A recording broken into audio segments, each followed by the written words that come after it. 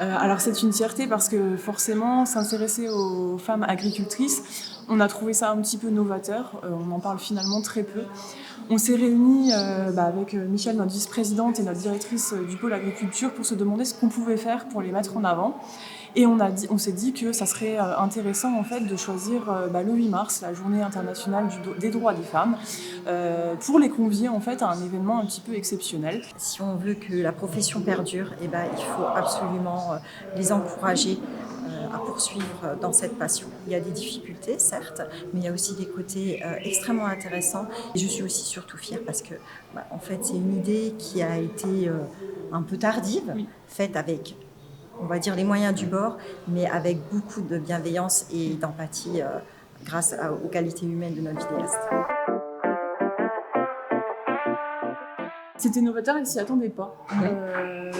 Mais ravie. Mais oui, ravie en fait qu'on leur consacre un moment à elle, où on a fait tout du début à la fin.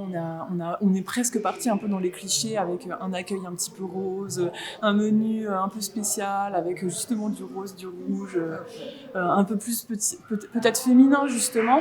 Et on a même poussé en fait l'événement jusqu'à faire un petit défilé en fait. Des habits en fait agricoles faits pour les femmes parce que finalement la gamme femmes est assez minoritaire sur la partie vêtements.